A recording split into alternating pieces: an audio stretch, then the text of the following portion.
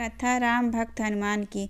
पुराणों में इस कथा का उल्लेख है कि अश्वमेध यज्ञ के पूर्ण होने के पश्चात श्री राम ने एक बड़ी सभा का आयोजन किया। सभी राजाओं को उसमें आमंत्रित किया गया। सभा में आए नारद जी के भड़काने पर एक राजा ने भरी सभा में ऋषि विश्वामित्र को छोड़कर सभी को प्रणाम किया।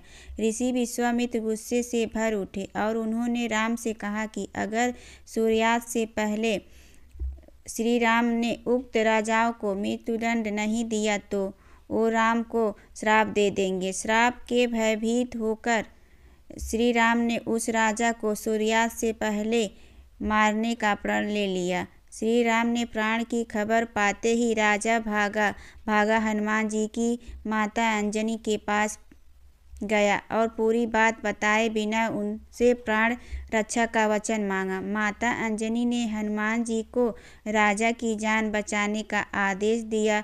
हनुमान जी ने श्री राम की कसम खाकर कहा कि कोई भी राजा का बाल भी बांका नहीं कर पाएगा। लेकिन जब राजा ने बताया कि श्री राम ने ही उन्हें मारने का प्रण किया है तो हनुमान धर्म संकट में फंस गए।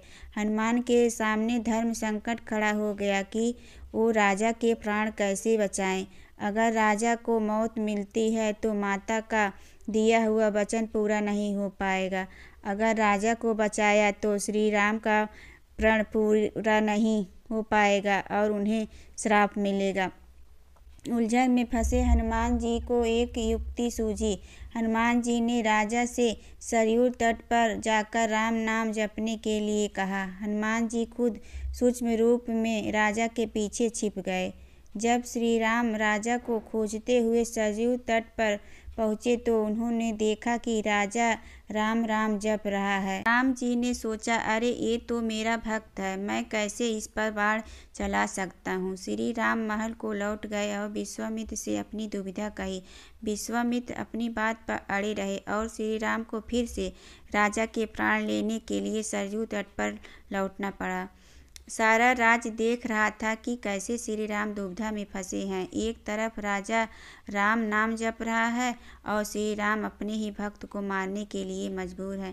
सभी सोच रहे थे कि ऐसे वक्त में हनुमान को राम के साथ होना चाहिए था, लेकिन हनुमान जी थे कहाँ। वो तो अपने ही आराध्य के विरुद्ध सूक्ष्म रूप से एक धर्म युद्ध का संचालन कर रहे थे।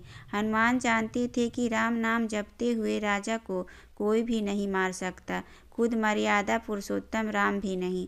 राम जी जब फिर से सरयू तट लौटे तो राजा को मारने के लिए शक्ति बाण निकाला, लेकिन तब तक राजा हनुमान जी के कहने पर सिया राम जपने लगा। राम जानते थे कि सिया राम जपने वाले पर शक्ति बाण असर नहीं करता।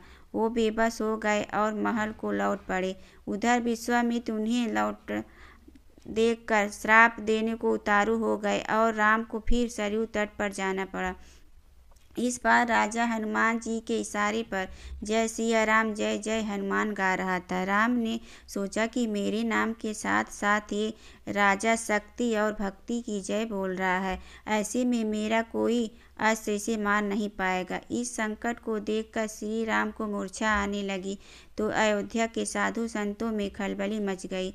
तब ऋषि वशिष्ठ ने ऋषि विश्वामित्र को सलाह दी कि राम को इस तरह संकट में नहीं डालना चाहिए।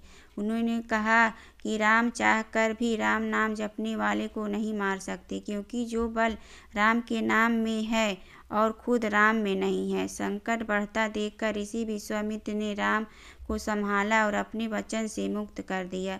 मामला संभलते देखकर राजा के पीछे छिपे हनुमान वापस अपने रूप में आ गए और श्री राम को प्रणाम किया। तब श्री राम ने कहा कि हनुमान ने इस प्रसंग से साबित किया है कि भक्त की शक्ति हमेशा आराध्य की ताकत बनी है और सच्चा भक्त हमेशा भगवान से बड़ा ही रहेगा।